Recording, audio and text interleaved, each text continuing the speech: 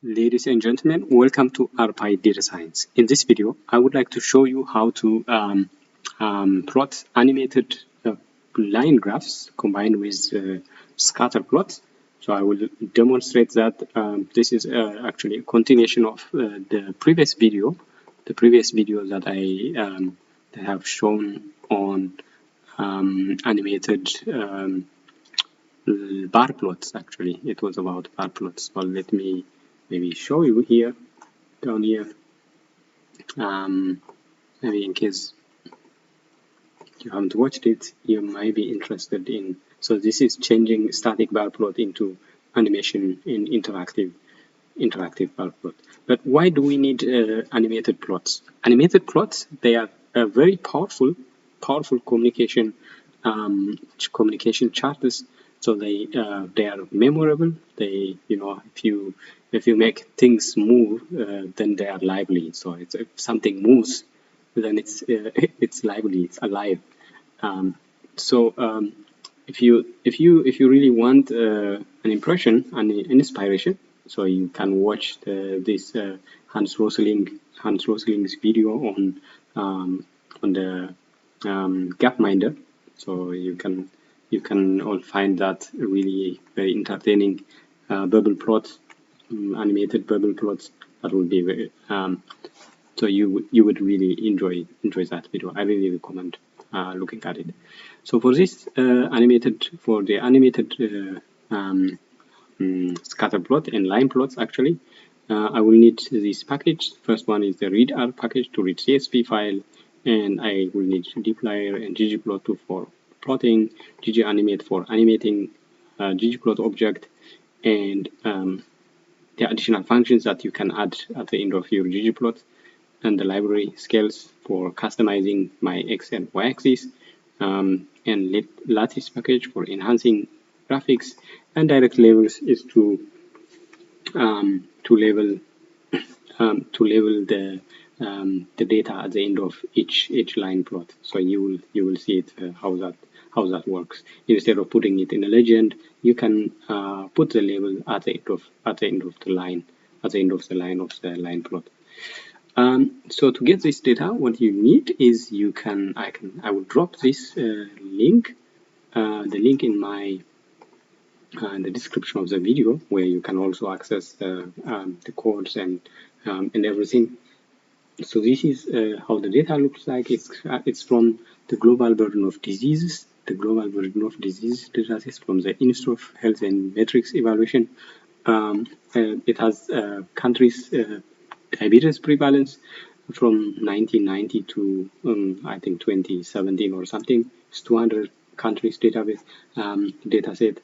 We will only use 3 or 4 countries, and we will display some scatter plots and with and line plots, and we will see how the prevalence of diabetes moves across the year. That's the data. How you access it is you can go to my GitHub page, which I will drop at the end of the video, and then you will see this. Then at the end, you just simply copy this and drop it in your read CSV function, and then you will be able to read it. So this, if we look at the dimension of our diabetes data that we just loaded, so it has about 980. As you have seen, there are repetitions. Countries are repeated or added multiple times.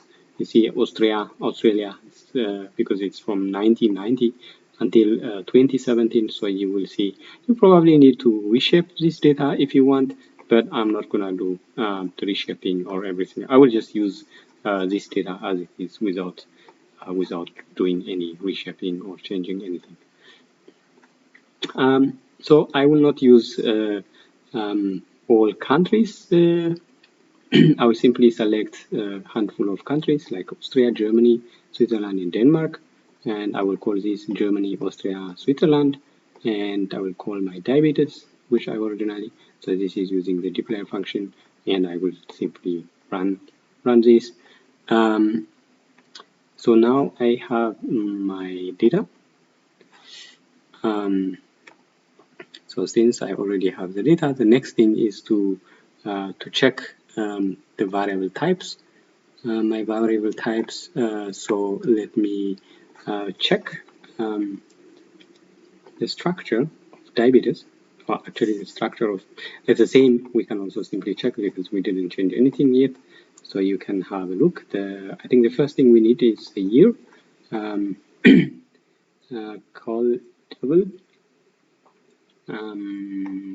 maybe type.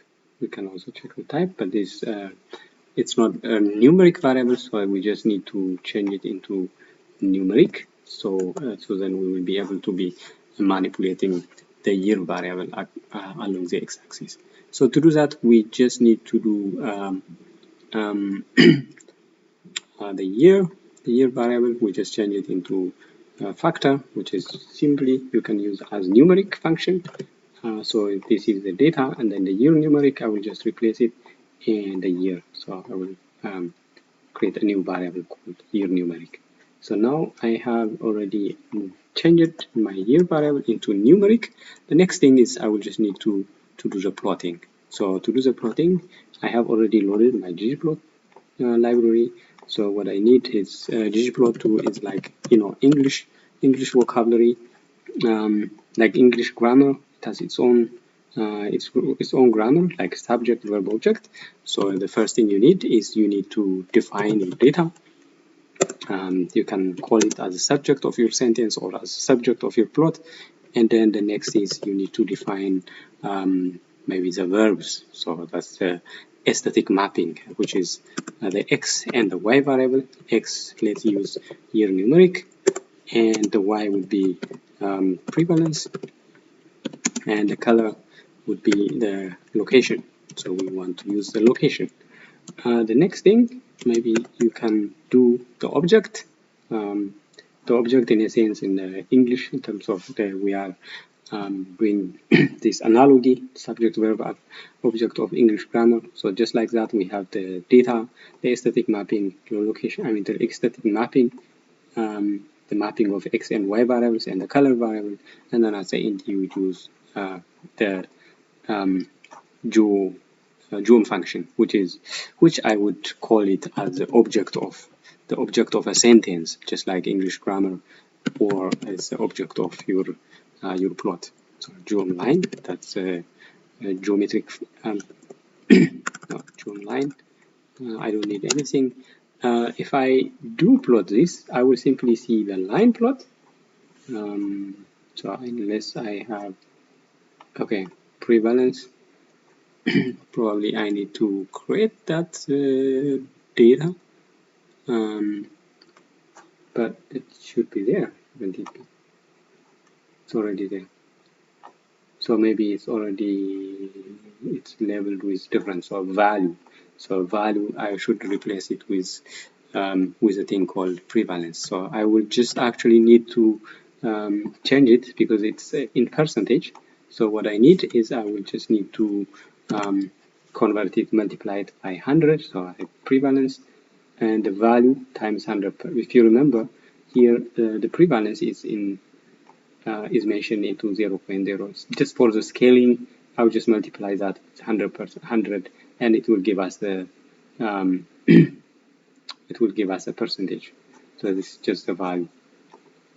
Then what we need, and we can simply multiply this, and after that we can do the plotting. So we have this kind of plotting.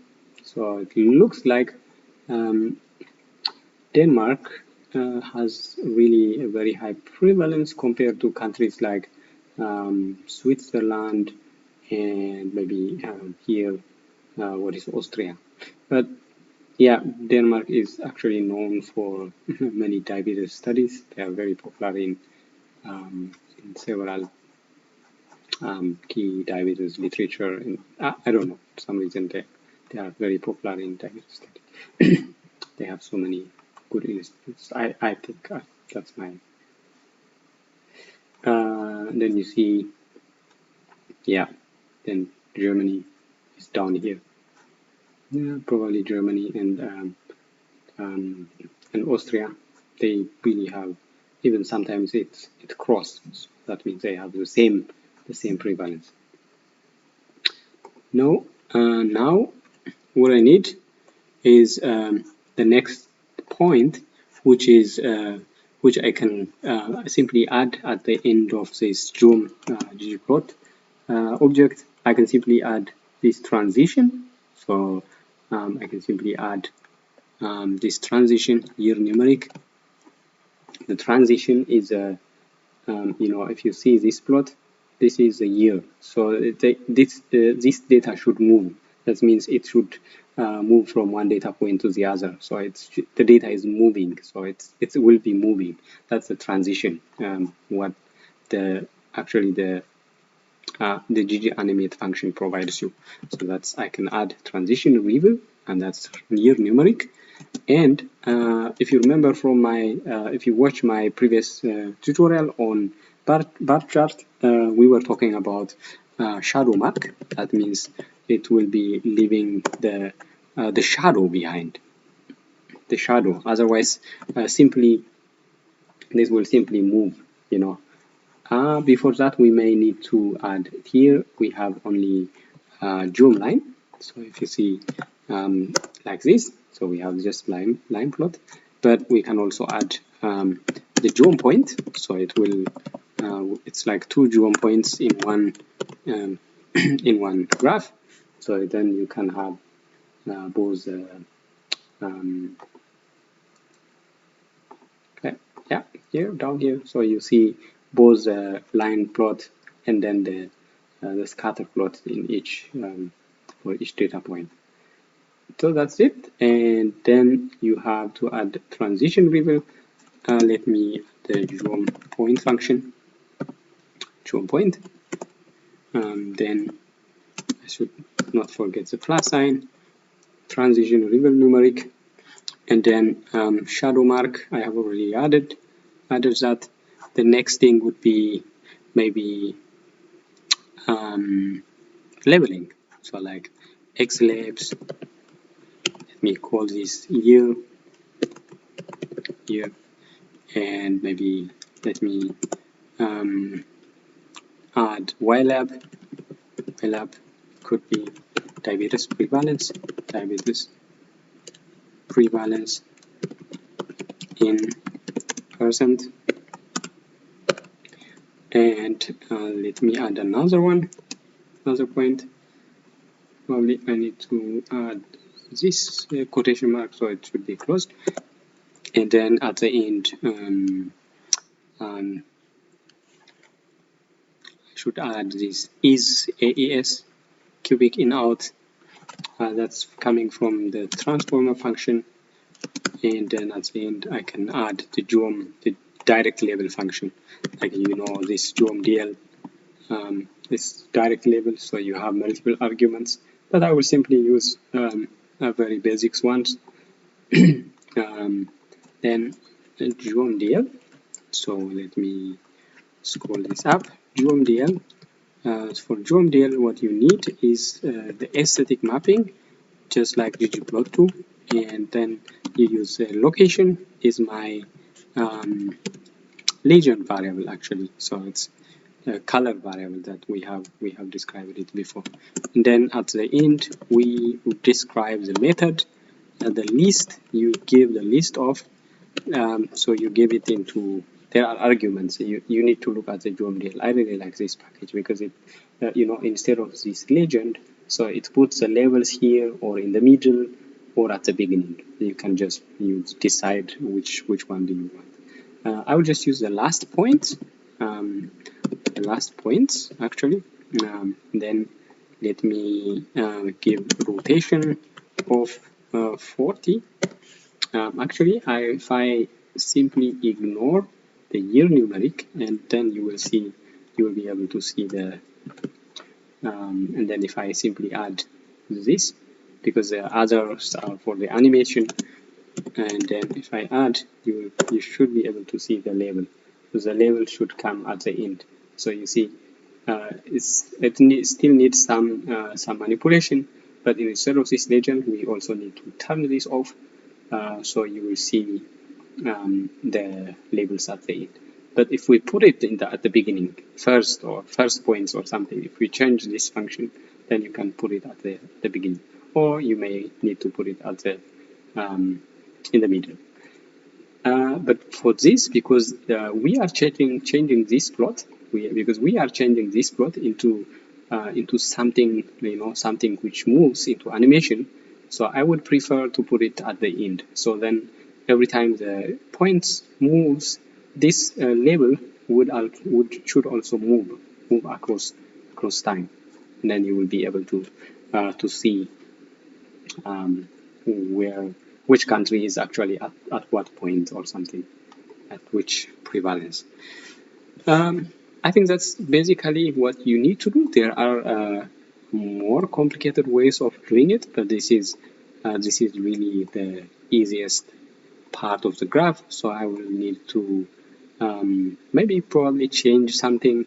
So you see, if it is like the line seems a little bit thin, and the points are small, just for visualization, we can change the size of this point.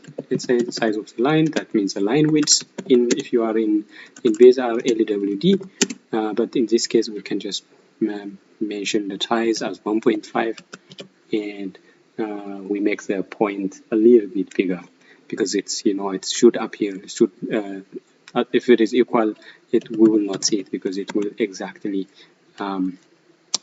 fit into the. So maybe let me show this again. So if I do size equals 1.5, let me just use size 1, zoom point, size 2, and then you will see this. Now, because the points are I don't have much difference, so as you see, the points are overlapping. I mean, you can see a little bit, so that means I need to increase this into something like, I don't know, maybe 1 point difference. Maybe I can do this 2.5. Then you can see a bigger.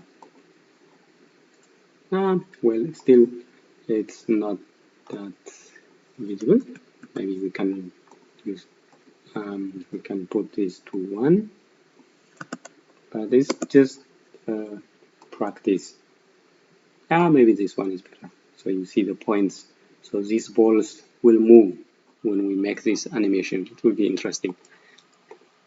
Now, because I already have the transition level, the shadow mark, and the X and Y levels, and this is cubic font, which is from, which I believe is from the.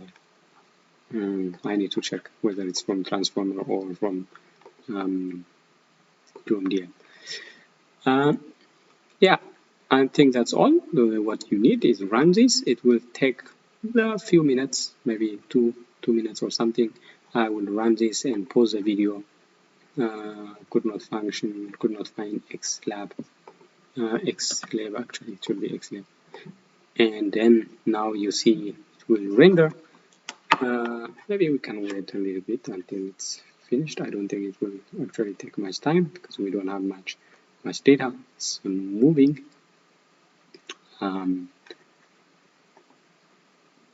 Maybe it's a good idea to pause it. So now our animation is done. So we will need to look at this with the HTML viewer. You can also see it here, but it's much better with the HTML viewer. So this is how it looks like. You can also turn this off, because if you don't want this, you can remove this legend. But for the time being, I will just show this. So this is you see the prevalence, the points. You see the points, the zoom points. It's moving, and the lines are also moving. And then once it's finished, it's coming back. You can also put it like, you can change the speed, like in 10 seconds, or in, I don't know, in whatever, or maybe in 5 seconds or something. Or you can also change it in a, so that it can only play once. It will not render back. I mean, it will not play again. Yeah, you can change several things with this ggAnimate. I really love it, especially for presentation. This is not a publication friendly plot. I mean, you cannot publish it unless you are blogging or you are putting HTML file or something. Otherwise, it's not something that you would plot. I mean, you print it in a paper or something. But for presentation, it's really awesome. If you also have like some kind of data, like time series data, if you want to show, let's say, survival of patients, not really survival, but probabilities, for example, including probabilities or whatever kind of data which can be modeled along time series or something, then this would be an awesome way of using the chart. There are also many other functions which ggAnimate. I would simply Google, see all the package and some tutorials. Oh, okay. I know, I trust this. Yeah, so there are additional materials where you can look at. There are so many. It's not really easy. I mean, difficult to learn. But you can find this nice plotting. Nice bubble plots. It's moving quickly. There are many nice pages from this guy. I think it's from the author of the package, which is with Thomas Peterson. So I advise looking at this package. It's really cool, especially for presentation or something. Having said this, thank you for watching. Thank you for watching this video. If you like it, you know what to do. You can hit like button or maybe subscribe. That will be a great motivation for me to do more videos. Thank you very much. Ciao.